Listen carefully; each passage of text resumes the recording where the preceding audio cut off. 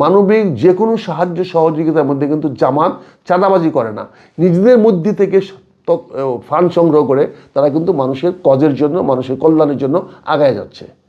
তিনটি বিষয় আমাকে জামাতের প্রতি আমি আকর্ষণ হওয়ার কারণ হচ্ছে কি, প্রথম যখন আমি আমার রিসার্চ করে দেখলাম, আমার রিসার্চে আমি পেলাম, আমি যখন দেখলাম যে আমরা ৭১কে নিয়ে যে বিভ্রান্তিগুলো হচ্ছে, এটার জন্য আমি আমার গবেষণা করলাম, করে দেখলাম যে আজকের যে জামাত, এই জামাতের অনেকেরই জন্ম হয় না ৭১ সনে।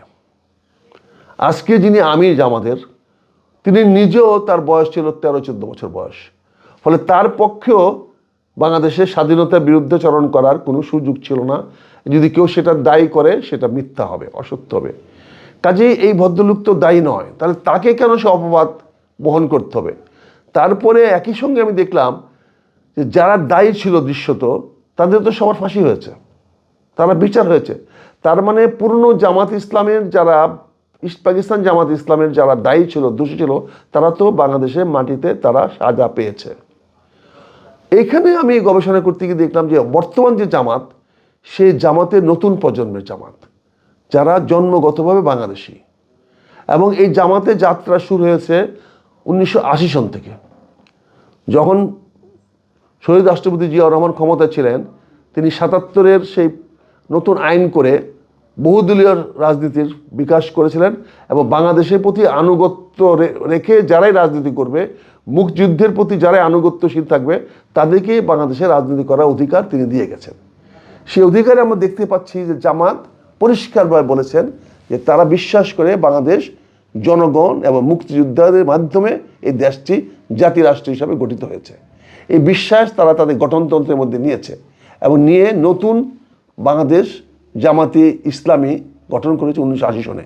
তো এই জামাতের সঙ্গে আত্মিক সম্পর্ক বা জৈবিক সম্পর্ক থাকতে পারে পুরনো জামাত ইসলামের সঙ্গে, পাকিস্তান জামাতের সঙ্গে, জামাতে হিন্দের সঙ্গে, কিন্তু বাংলাদেশ জামাতে ইসলাম একটি নতুন আত্মপরিচয়।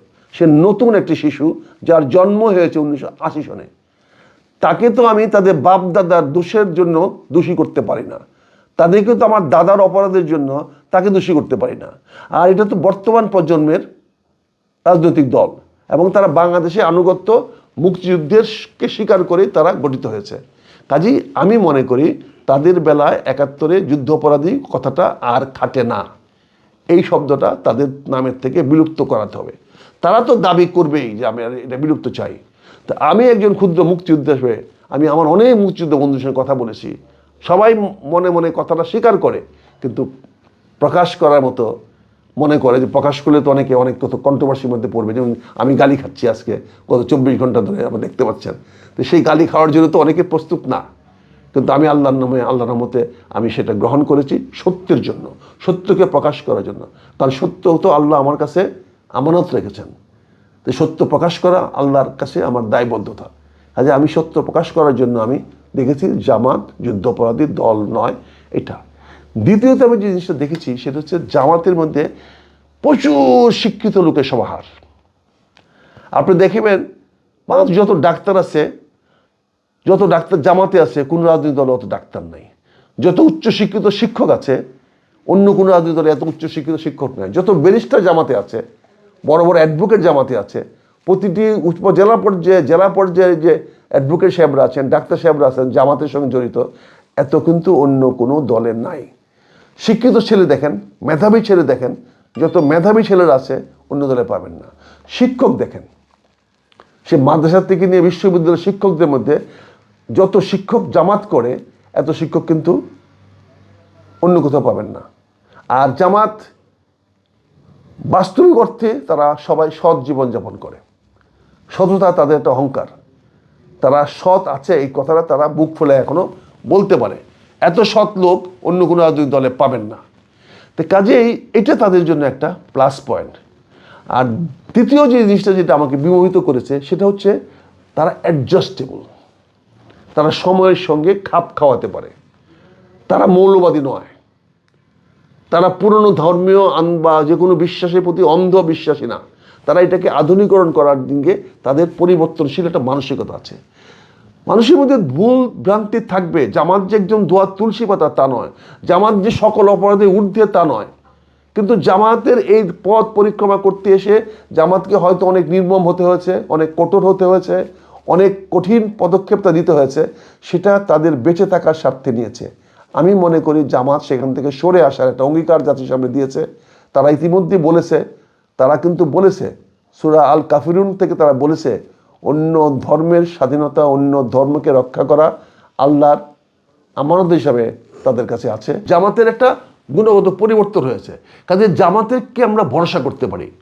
আমরা তাদেরকে পরীক্ষা করে দেখতে পারি যে তারা কি ভণ্ড পীর না সত্যিকারের পীর। তারা কি এই ভণ্ডামি করে এগুলো করছে ক্ষমতা যাওয়ার জন্য, নাকি সত্যিকার অর্থেই তারা নিবেদিত, তারা জনগণের কল্যাণ চায়। এবং আপনি দেখেন আজকে সোশ্যাল অ্যাক্টিভিটিস দেখেন, সামাজিক কার্যক্রমে দেখেন, যে কোনো জায়গায় জামাত, শুধু এখন না, গত কয়েক বছর যদি দেখেন, গত 10-20 বছর দেখেন, মানবিক যে কোনো সাহায্য সহযোগিতার মধ্যে কিন্তু জামাত চাঁদাবাজি করে না। নিজেদের মধ্যে থেকে ফান্ড সংগ্রহ করে তারা কিন্তু মানুষের কজের জন্য, মানুষের কল্যাণের জন্য আগায় যাচ্ছে। তো সব কিছু বিবেচনা করে আমার মনে হয়েছে আজকের এই ক্রান্তি লগ্নে জামাত আগামী ক্ষমতায় যাবে কি যাবে না, ক্ষমতায় যাওয়ার প্রত্যাশা সবারই আছে। কিন্তু আমরা জানি আগামীতে ক্ষমতা যাওয়ার শতভাগ নিশ্চয়তা কোনো দলের থাকে, সেটা আছে একমাত্র বিএনপির। শতভাগ নিশ্চয়তা অন্য কোনো দলের নাই, কিন্তু বিএনপির আছে। কিন্তু সেই বিএনপিতে আমি মনে করেছি যে বিএনপিকে আমি গত 30 বছর চেষ্টা করেছি সঠিক রাস্তায় আনার জন্য, আমি দারুণভাবে ব্যর্থ হয়েছি। আমি তাদের কাছে ভুল প্রমাণিত হয়েছি এবং আমি 2.5 বছর ধরে তাদের কাছ থেকে আমাকে বিচ্ছিন্ন করে রাখা হয়েছে।